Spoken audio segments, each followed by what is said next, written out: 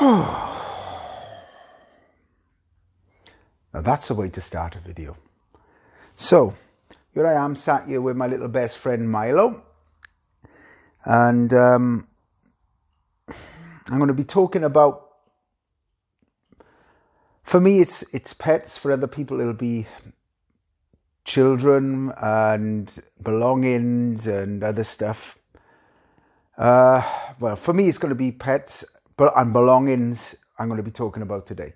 So I've not really planned this video out. I'm just going to talk about how I'm feeling at the moment, because it was really important for me today to sit down and have a chat with you, because I've been talking to my wife, well, soon to be ex-wife, now this morning, and we had a little bit of a cry on the phone because we were talking about the dogs, and we've got 3, and what it's like for us to have these 3 dogs, and we'd want to split them, but I'm gonna be choosing to, for a while, to save as much money, get myself on my feet, and to live as cheaply as possible.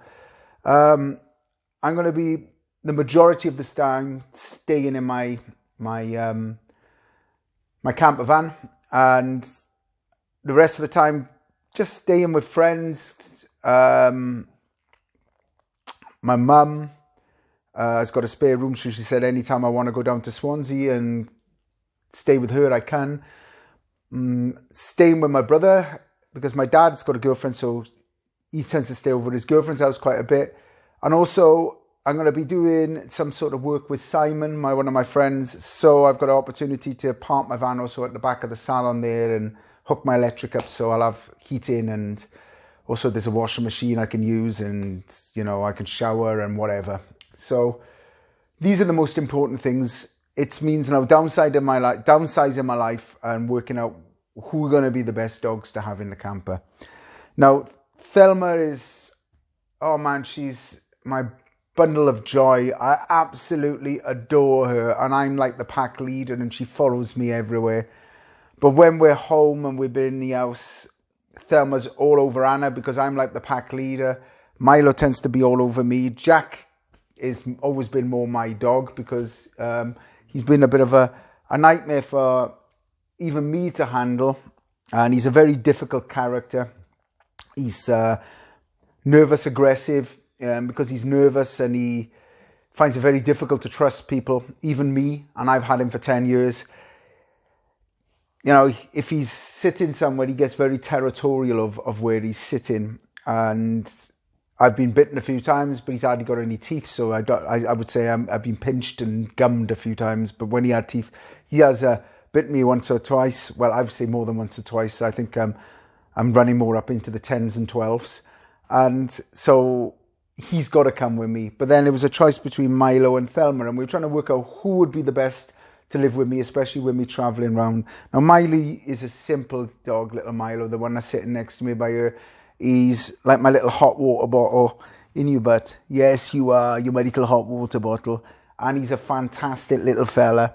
And he loves hanging out with my dad, and he's really easy with people.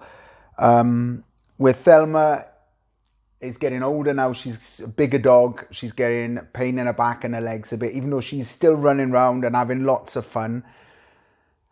And I've got to think of what's going to be better for her at the moment. And I think, even if it's just, if my ex's circumstances change, and maybe Jack or Milo, maybe more likely Jack because he's the older dog, passes away and Anna can't take care of Thelma anymore, maybe at that point I'll fly Thelma over and I'll pick her up. But at the moment I need to think about myself, my sanity, and what's going to be the easiest. And the easiest is me just to have maybe Milo and Jack in my camper van.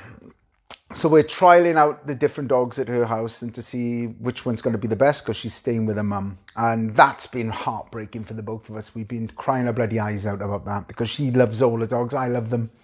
And Thelma, we've had her since she used to fall asleep across my neck as a puppy. Oh, it's making me cry. And she's so much fun. She's such a good dog. I can leave her off the lead and she runs around and she always comes back.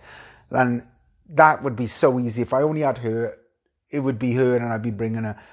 But I've got Jack and he's a bloody nightmare. And I either put him down, put him to sleep and just have Milo and Thelma, or I make the decision now to keep Jack alive, get back to the UK, see how my circumstances are, see how Jack handles being in the van, see how his health is, see how the both of my dogs are. Milo's going to have an operation on a little lump on his side and also get some of his teeth removed. So, you know, there's a lot of stuff for me to think about. And then it's all on my DJ equipment and my vinyl and my decks as well. I'm not going to be able to carry them around in my van all the time. I'm also sure we can put them somewhere to store them safe. There are places I can keep them. But the most importantly, I don't really want to sell them. So I'm going to try and do a crowdfund so I can at least pack them into my van, get them back to the UK, and then I could do DJ gigs and earn some money from some DJ gigs. But I am going to be predominantly working, selling apps and website online booking systems with my friend and his company. And I'm also going to be working on building my coaching and online platform. I'm building courses, online video courses, where I'm going to be helping people a little bit like what I'm doing now, talking about, you know, how to get through very tough times in the most simple and practical way, how to be really real with yourself and take ownership of your own emotions and take ownership of all of your own destiny, because I think it's thoroughly important. And even though this has been an incredibly difficult time for me, I'm so grateful that I've got this knowledge. I feel so blessed that I've spent the time and the energy to really develop myself, to get myself into a position mentally that I can cope with this entire process. Because I don't think I really can't imagine how I would have got through it. Talking to other people, how they go, oh, I made a mistake. I don't think you make mistakes. I think you go through what you go through. You know, it's never a mistake meeting somebody. Even if they've been the most horrible arsehole and they treated you like shit, you come out of it knowing never to choose a person like that, because maybe you met that horrible arsehole, but if you hadn't met them, maybe you would have met a much worse horrible arsehole, and you can spot that person now. There's, you know, a lot of people talking about narcissists, and I know what a narcissist is. I have had a relationship with quite a few. But I think a lot of the problem with narcissistic people is that they've been hurt and they want to hurt other people. And a lot of them also are very self-centered. They see the world out there as real, yeah? And it is real because we can touch it and see it and feel it and experience it. It is real in that aspect. This cushion is here right now. I can feel it. But if I put it down and walk away from it, and somebody comes into my house and takes it, I don't know whether this exists anymore. I can only imagine it still exists. But if someone then burnt it down to a tiny crisp and vaporized it, and I still think it exists, and it doesn't, it's an idea. So the problem is anything we can touch, and that's something we can touch physically, exists. But anything that's in our head that we imagine exists doesn't really exist. It's an idea. It's a concept. It's how we put it. It's really a tainted view of what we think it is. Because as our brain stores memories and we go back to those memories, we add or subtract from those memories. It's like quite a few of my friends have been through breakups recently, and they tend to look back on their relationship with rose-tinted glasses. And the beginning is that what you tend to do is remember all the great stuff you missed them from. And then you go back and you spend 10 minutes with them, and you remember all the bad stuff why you can't be with them. I remember a very good friend of mine in London. I obviously can't mention names. I had a girlfriend and he was her ex-boyfriend. And when me and her split up, he said to me, he came up to me and he talked to me about it. And he said, I remember you talking to me about Gemma and how you'd gone through this situation. Sorry, he mentioned the name. And we were very similar. We had an amazing relationship and we had loads of fun together. But I said the biggest problem with it is that she doesn't love herself and she finds it very difficult to accept love from other people. And in the process of that, I said she can be like fill the room full of light. But the moment she starts doubting herself, she also can fill the room full of darkness. And she didn't, I said to her, the biggest problem, she doesn't realize how powerful and how strong she truly is. If she did, she would take ownership of herself, and then she would choose to spread light because she's got the opportunity to do that. And when I was talking to him, he said, you're so right. When she was fun and we were having a great laugh, and then 5 minutes later, she flipped into the paranoid, kind of insecure version of herself. And he said, I remember how ugly that was. And I said, that's the problem, mate. I said, when she was up, we laughed, and I had crazy times with her. And we went out dancing to clubs, and I also traveled across America with this girl. And it was like a roller coaster ride. I never knew who I was going to wake up with from one day to the next. But she was a Gemini, and I think the twin thing and everything. I don't know whether you believe in star signs. I don't follow them. I don't let them guide me. But there seems to be some sort of connotation where people have a type of personality that fits into these kind of areas, which is kind of weird, whether you believe in it or not. So, you know, as much as I went through that, I came out of that relationship with a lot of knowledge. And when I talked to him, I said to him about that, and he went, God, you know, it makes so much sense. What you're saying is that we look back on the relationship, he said, and we look at all of the great stuff. I said, you know, to be honest, I said, if you look at the great stuff and you could just live with the great stuff, she's an amazing person. But when you have that stuff, it's so overwhelming that it taints the good stuff after a while. And that was hard. That was hard to realize. And same for me. I was not perfect at the time. I was no bloody angel. I'm going to be really straight with you guys. I've had a very kind of wild past. I used to be a bit of a raver. So yes, I took drugs. Yes, I partied. I never was addicted to drugs. Only one, cigarettes, which I gave up quite a long time ago. I used to smoke cannabis and roll up with tobacco, and I got addicted to the tobacco. And that was hard to kick. I found it easier to give up cannabis than I did the tobacco. The tobacco was a nightmare. And I've had quite a wild past, and I've lived my life, and I had loads of fun. I did some crazy stuff. Tattoos, and I stretched my ears, and I used to have my lip pierced, and I had loads of earrings around my ear, and I was a proper raver from the early 90s right the way through up until 2007. I still went out most weekends and partied. And it was taking its toll on me because I was 37 by that point. And I've done all of this, and I've experienced quite a good bit of that in and out of relationships, and with my wife, going to amazing places, visiting, going to amazing environments, going off on amazing journeys and seeing amazing things.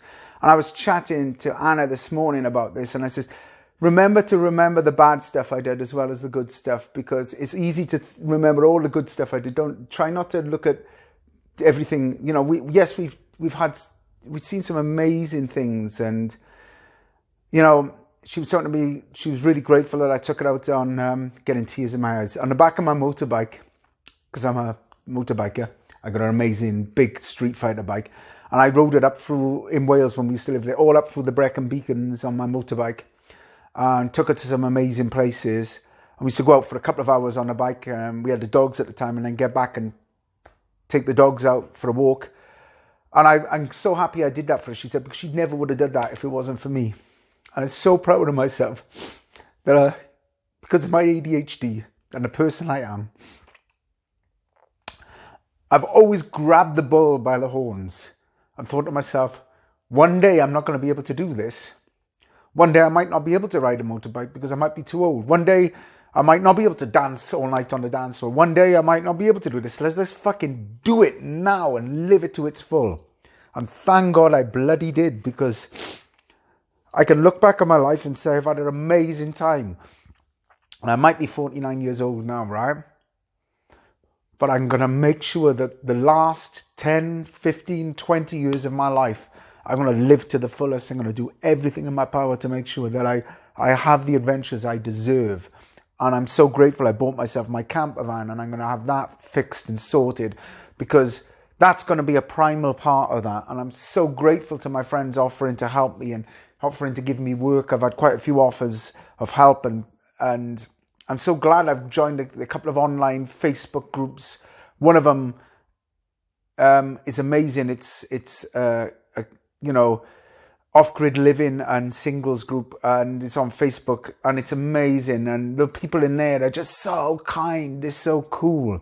They're really mature people, which, you know, just a lot of them are just amazing, amazing people. And I can't say it enough. And it's refreshed my hope in humanity, because all we ever hear is horror stories. And when you see the kindness and the love in this group, it really makes you realize there's amazing people out there.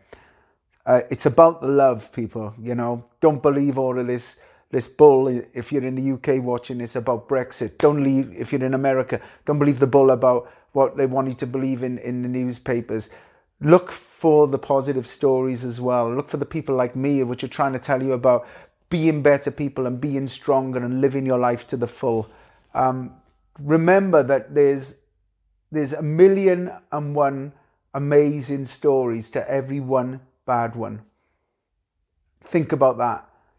When we see the bad stories, we're wired up to remember them, yeah? We have to work hard to remember the good stories. You have to give yourself a pin with a bit of string wrapped down, smashed bang in the middle of that experience, so you can trace the string back to that experience and remember it. Because if you don't pin it in your memory and tell your brain, this is important, this is the type of life I want to live, this is the memories I want to remember, these are the things I want to remember when I get older, and I'm going to be lying on my deathbed thinking about how my life has been. That's what's important to you.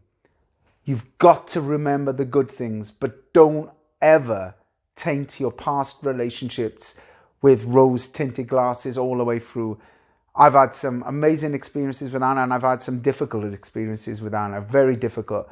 But the truth is, overall, it's been a great relationship. And I'm so blessed to have met her, married her, and been with her.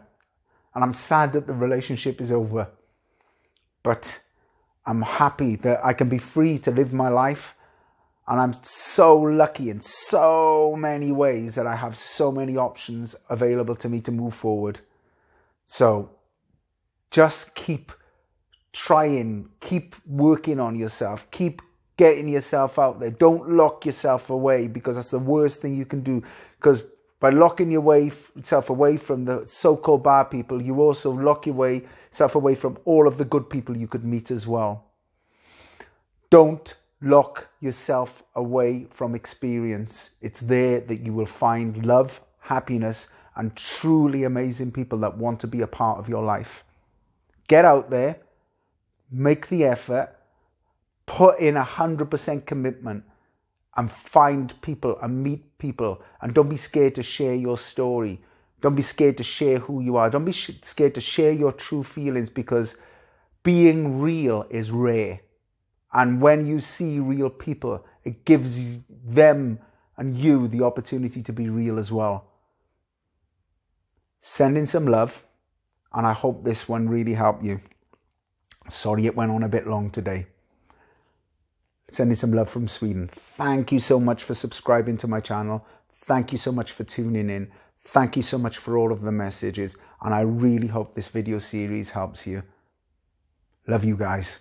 And if you're in the UK, I'll be bumping into you in the next couple of weeks. Bye-bye for now.